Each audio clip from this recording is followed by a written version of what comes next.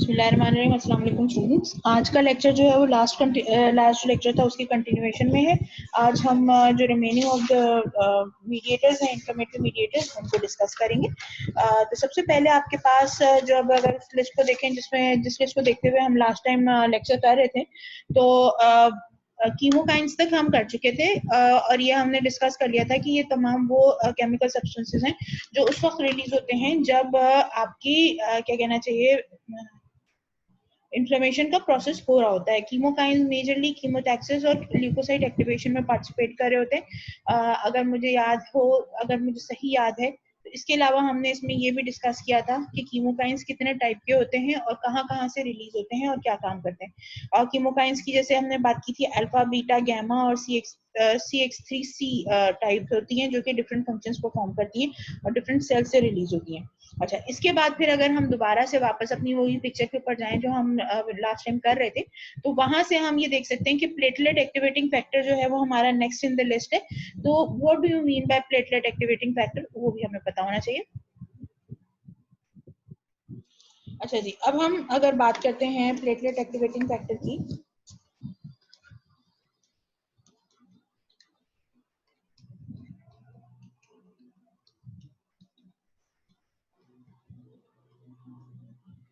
ये पहले तो पता चलना चाहिए कि आता कहाँ से। ठीक है जी। अब अगर आपको ये मैं इसी वजह से इसी पिक्चर को लेके चल रही हूँ ताकि हमको याद रहे कि हमने लास्ट टाइम क्या किया था। यहाँ पे देखिए, ये हमने फॉस्फेटिडाइल कोलिन की बात की थी और फॉस्फेटिडाइल कोलिन में हमने ये बात की थी कि कार्बन नंबर 1 पे सैचुरेटेड फैटी एसिड होता है, कार्बन नंबर 2 पे पॉलीअनसैचुरेटेड फैटी एसिड होता है और कार्बन नंबर 3 के ऊपर जो है वो आपके फॉस्फेट मॉलिक्यूल के साथ एक अदद फंक्शनल ग्रुप कोलिन का लगा हुआ होता है। अगर इसी पिक्चर को हम नीचे लेकर आ जाएं, तो ये आप देख सकते हैं, ये पिक्चर है ये। ठीक है। अच्छा, यहाँ पे जैसा कि हम बात कर रहे थे कि हमारी जो रैकिडानिक एसिड मेटाबोलाइट के लिए कार्बन नंबर 2 में से पॉलीअनसैचुरेटेड फैटी एसिड्स रिमूव हो गए। ठीक है जी। अब अगर इसको हम यहाँ से रिमूव कर देते हैं, अब यहाँ पे क्या बचेगा? जाहिर सी बात है, यहाँ पे बचेगा O।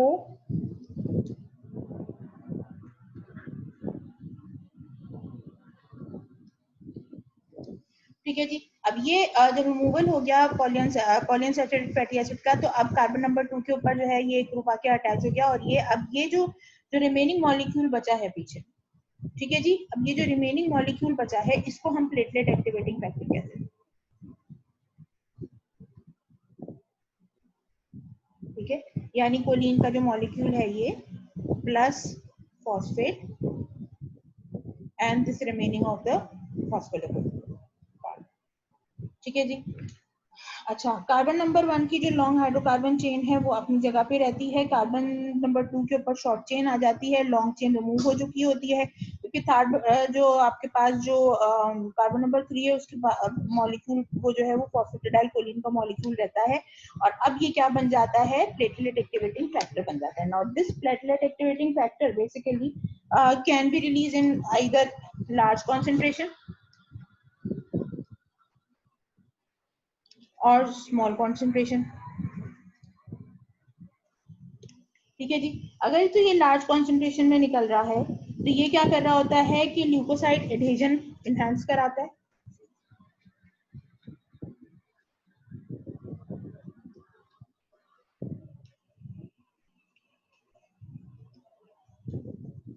इसके अलावा ये डीग्रेनुलेशन कराता है, कीमोटैक्सिस कराता है।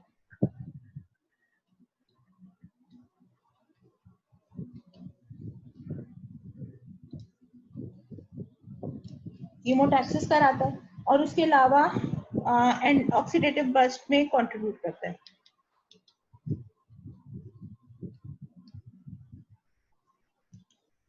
ठीक है, ऑक्सीडेटिव बर्स्ट क्या है? कि आपका जो फ्री रेडिकल्स इंड्यूस कराना।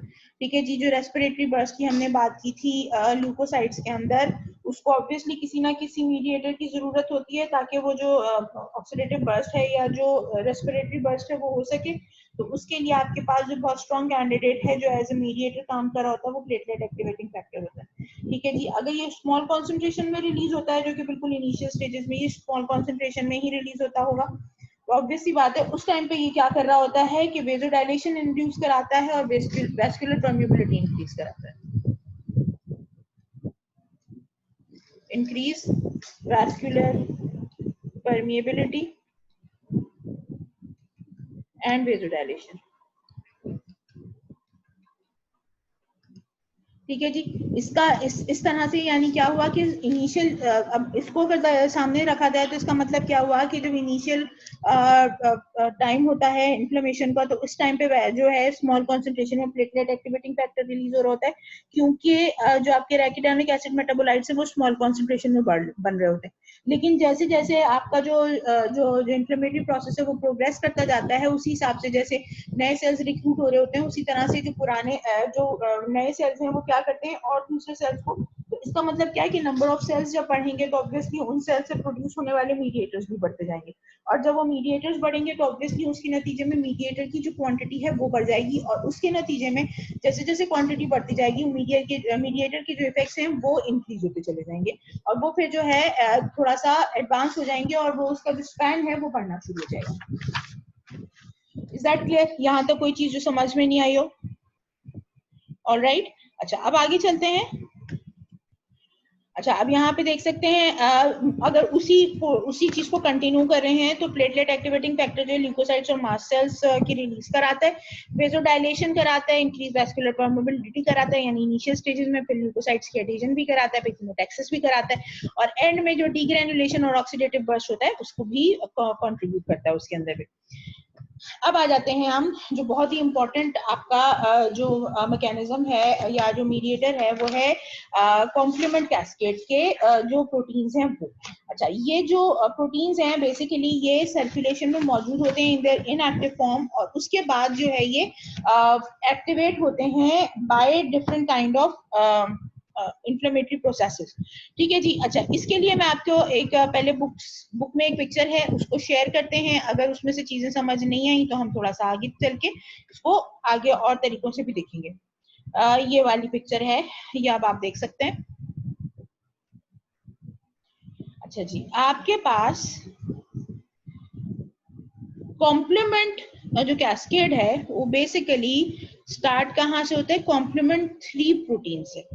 कॉम्प्लीमेंट 3 प्रोटीन जो है वो अपनी प्रो फॉर्म में मौजूद होता है यानी इट्स नॉट एक्टिवेटेड, और अगर वो एक्टिवेट होगा तो ऑब्वियसली उसमें क्या होगा कि डिफरेंट जो है वो एक्टिवेट। अच्छा अगर आप इस पिक्चर को थोड़ा सा और से देखें तो एक्चुअल में स्टार्टिंग जैसे मैंने कहा कि कॉम्प्लीमेंट सी जो प्रोटीन है वहां से स्टार्ट हो रहा है। अच्छा यहाँ पे अगर आप देखें तो ये पूरा प्रोटीन है और इस प्रोटीन के साथ, सॉरी ये प्रोटीन है C3, ठीक है। अच्छा ये अपनी एक्टिव फॉर्म में कब इनएक्टिव फॉर्म में होता है? जब इसका C3b और जो C3a कंपोनेंट है वो एक साथ मिले हुए होते हैं, तो ये जो है वो क्या होता है कि ये अपने इनएक्टिव फॉर्म में होता है और इसी इनएक्टिव फॉर्म में ये सर्कुलेशन में मौजूद होता है। अच्छा इसको एक्टिवेट करने के लिए आपके पास जो पाथवेज हैं जहां जहां से ये C3 जो प्रोटीन है ऑफ द कॉम्प्लीमेंट सिस्टम वो एक्टिवेट होता है, उसके लिए आपके पास 2 पाथवेज हैं, ऑल्टरनेटिव पाथवे है और एक है क्लासिकल पाथवे। ऑल्टरनेटिव पाथवे जो है वो यूजुअली कब एक्टिवेट होता है? जब माइक्रोबियल एजेंट्स जो होते हैं उनके सरफेस पे जो पॉलीसैकेराइड्स लगे हुए होते हैं वो इसके साथ जाके बाइंड कर जाते हैं C3 के साथ, तो जो है वो ऑल्टरनेटिव पाथवे एक्टिवेट होता है। अगर एंटीजन एंटीबॉडी कॉम्प्लेक्स बन गया है, एंटीबॉडी ये रहा, एंटीजन ये रहा, कॉम्प्लेक्स बन गया, अगर एंटीजन एंटीबॉडी कॉम्प्लेक्स बन जाता है तो क्लासिकल पाथवे स्टार्ट होता है। ठीक है जी। अच्छा उसके बाद फिर एक और इन्होंने अभी पाथवे ऐड हो गया है लेक्टिन पाथवे, जिसमें मैनोज बाइंडिंग लेक्टिन्स आके माइक्रोबियल सरफेस पे बाइंड कर जाते हैं और इसके नतीजे में भी क्लासिकल जो आपका जो क्या कहते हैं कॉम्प्लीमेंट पाथवे है वो एक्टिवेट हो जाता है। ठीक है जी। अच्छा अब इसके बाद फिर कैसे होता है, इससे आगे का मैकेनिज्म यहाँ पे दिया हुआ है, इससे पीछे का थोड़ा सा जो मैकेनिज्म है वो पहले हम डिस्कस कर लेते हैं ताकि आपको थोड़ा सा कंफ्यूजन ना हो। अगर हम इसको यहाँ पे इस तरह से बना लें, कि आपके पास जैसे मैंने कहा कि स्टार्ट टू C3 से हो रहा है, ठीक है जी। अब ये C3 अगर एक्टिवेट हो रहा है, इस C3 के ऊपर अगर माइक्रोबियल एजेंट्स, माइक्रोब आके बाइंड कर जाए, उसका जो सरफेस पॉलीसेकेराइड है अगर वो एक्शन करता है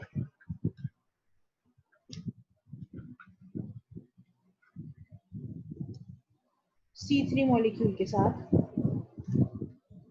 तो जैसे मैंने कहा कि ऑल्टरनेटिव पाथवे एक्टिवेट होता है। वो किस तरह से एक्टिवेट होता है कि C3 ये बाइंड हुआ, C3 माइक्रोब के साथ बाइंड हुआ, एक्टिवेशन हुई, C3A रिमूव हो गया, C3B एक्टिवेट हो गया, ठीक है जी। अब इसके साथ जो एंजाइम है B और D वो काम करते हैं और ये बना देता है C3 कन्वर्टेज एंजाइम, ठीक है। इसके अंदर आता है B और D एज अ कोफैक्टर इस्तेमाल होता है। अब इसके नतीजे में जो कॉम्प्लीमेंट का जो एंजाइम बनता है वो बनता है C3B, B यानी अगेन जो B part of B protein है उस वो भी डिवाइड हो जाता है ए और बी सेक्शंस में, और उसमें से यानी आपका यहाँ से यूं करके आप निकाल दें बी ए सेपरेट आउट हो जाता है, ठीक है। और C3 complement 3B and BB आपस में मिल जाते हैं, और जब अगर ये लाइन ऊपर से बना दी जाए तो इसका मतलब है कि ये एक्टिवेटेड फॉर्म है और ये एंजाइमेटिक फॉर्म है। तो इस एंजाइम का नाम क्या है? C3 कन्वर्टेज, ठीक है जी। अब ये जो C3 कन्वर्टेज है ये क्या करता है, जो आपका ये C3 जो मेन है इसके साथ इसके साथ एक्टिवेट होता है, ठीक है।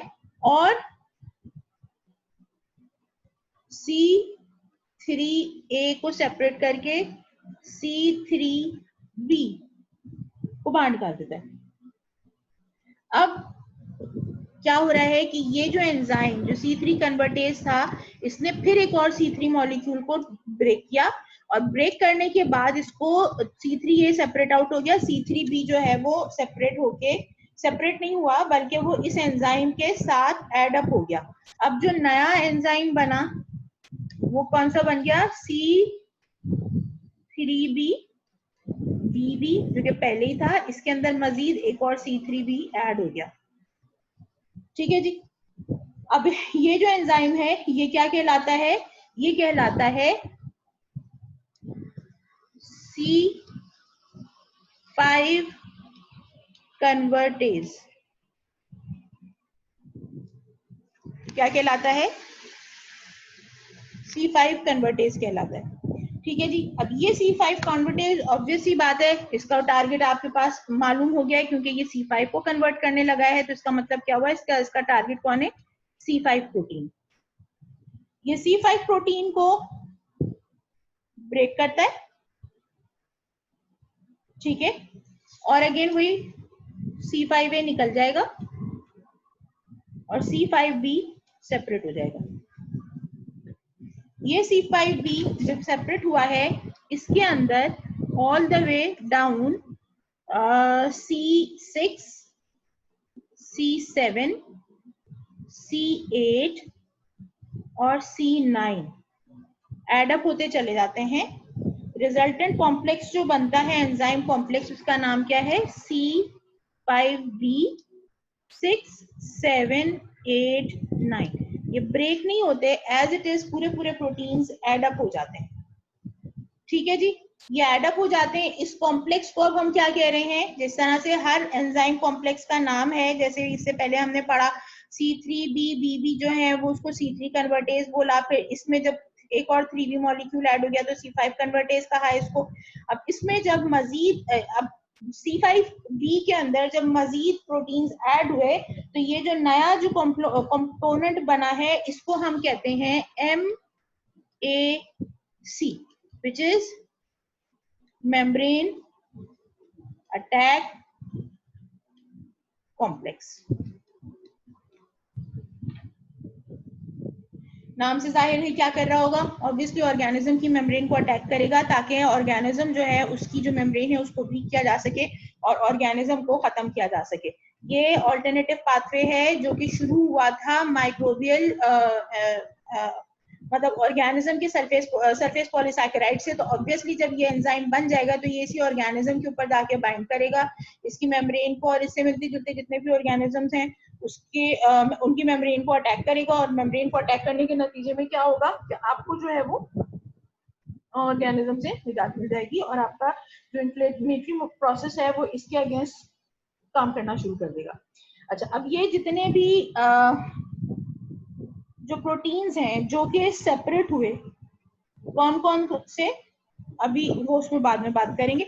यहाँ तक अगर आपको बात क्लियर हो गई है तो ये पूरा जो था ये हमने जो अभी पढ़ा ये था ऑल्टरनेटिव पाथवे।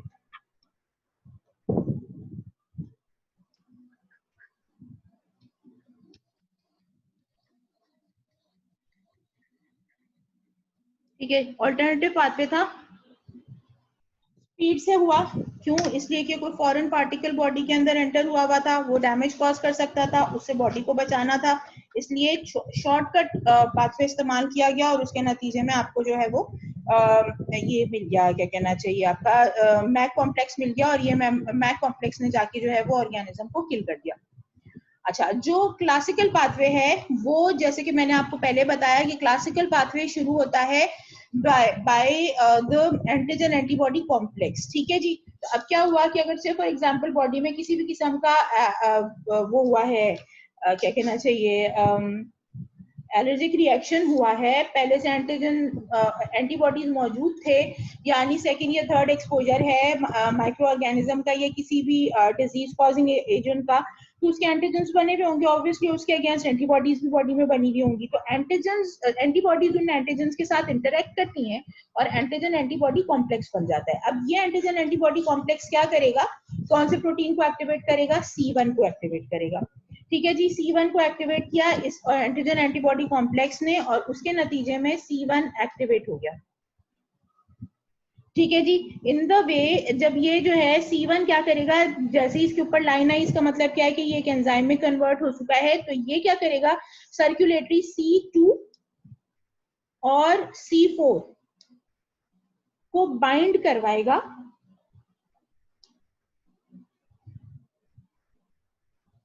ठीक है, और इसमें से C2A सेपरेट हो जाएगा और C4A सेपरेट हो जाएगा और पीछे आपके पास जो जो रिमेनिंग कंपोनेंट बच गया है C2B और C4B, सॉरी गलत हो गया, ये इस तरह होता है 4B 2D, ये एंजाइम बन गया और ये कहलाता है इस क्लासिकल पाथवे में ये क्या कहलाता है, C3 कन्वर्टेज। ठीक है जी, ये काम करेगा C3 के ऊपर। ठीक है, और फिर अगेन वही स्टेप होगा कि C3 कन्वर्टेज काम करेगा C3 के ऊपर और C3 के ऊपर काम करके ये डिवाइड करेगा C3 को C3A में और C3B में।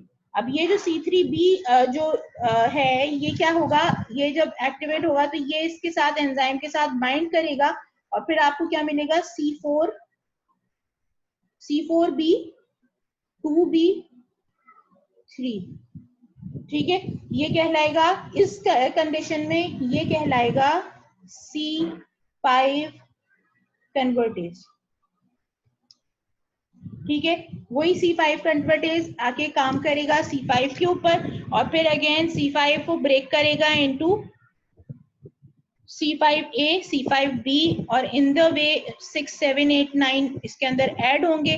फाइनल जो प्रोडक्ट बनेगी दोनों का जो एंड प्रोडक्ट होता है वो मैक कॉम्प्लेक्स होता है। ये याद रखिएगा कि चाहे कॉम्प्लीमेंट कैस्केड जो है वो ऑल्टरनेटिव पाथवे से शुरू हो या क्लासिकल पाथवे से शुरू हो।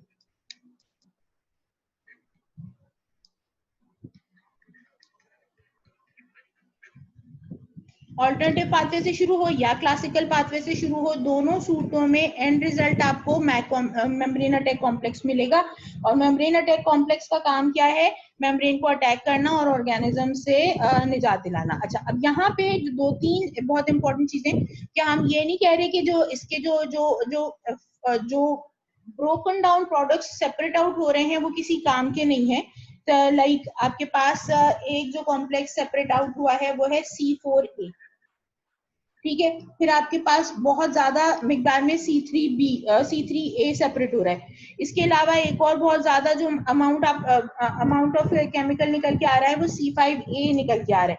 अब इनका क्या काम है? ये बेसिकली ये तीनों जो कॉम्प्लेक्सेस हैं, ये जो तीनों प्रोटीन पार्ट्स हैं, लाइक C4A, C3A और C5A, ये जो रिमेनिंग कंपोनेंट्स बच रहे हैं जो इस कॉम्प्लेक्स का पार्ट नहीं बने, ये कहलाते हैं एनाफाइलोटॉक्सिन्स।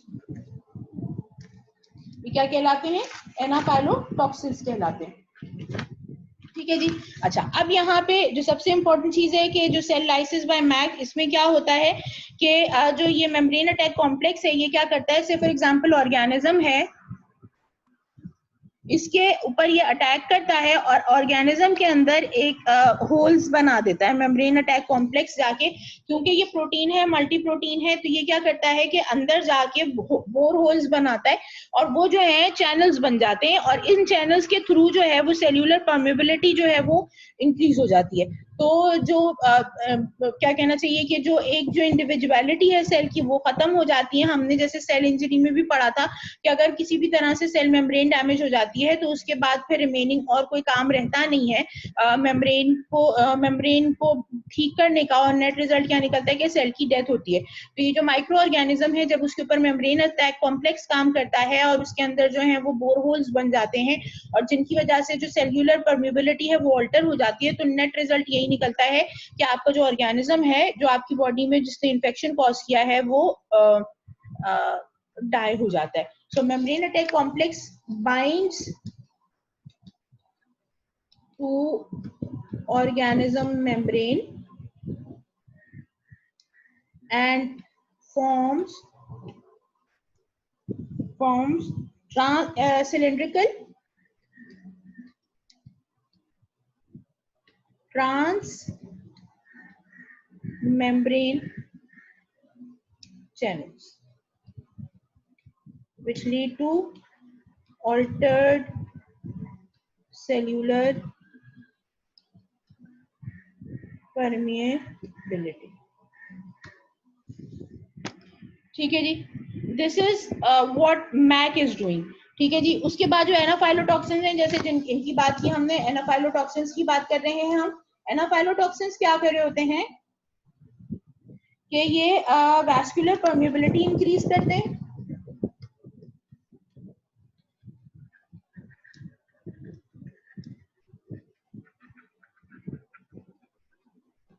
परमेबिलिटी इंक्रीज करते हैं, वेजोडाइलेशन कराते हैं, हिस्टामिन रिलीज कराते हैं,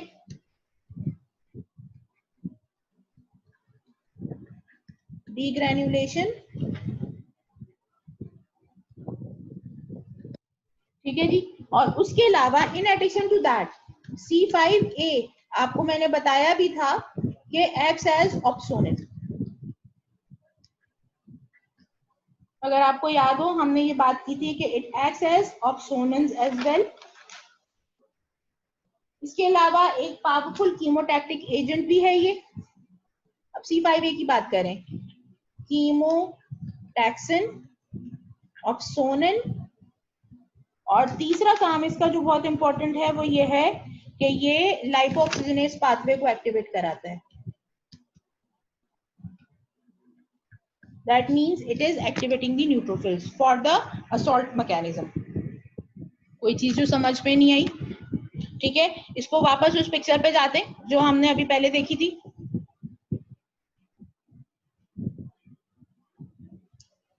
अगर इस पिक्चर को देखें तो अगेन वही वाली बात, ल्यूकोसाइट की chemotaxis, activation, direct target killing, membrane attack complex के थ्रू, वेजोडाइलेशन यानी मास सेल की स्टिमुलेशन और डीग्रेनुलेशन। ये कॉम्प्लीमेंट के जो प्रोटीन्स हैं ये प्लाज्मा में मौजूद होते हैं, ऑलरेडी प्रेजेंट होते हैं, लेकिन अपनी इनएक्टिव फॉर्म में प्रेजेंट होते हैं और लिवर में प्रोड्यूस होते हैं। ठीक है जी, यहाँ तक जब बात समझ में आ गई तो एक और चीज जो अब यहाँ पे हम इस पिक्चर में देख रहे थे, जो फाइनल जो चीज मैंने अभी बताई है उसी को जरा सा पिक्टोरियल फॉर्म में देख लेते हैं कि C3b से जो ये डिपोजिशंस हो रही हैं ये क्या कर रहा है। जैसे C3a है तो नो, एक मिनट ठहरे, ये थोड़ा सा इसके साथ प्रॉब्लम है, एक मिनट ठहरे बस।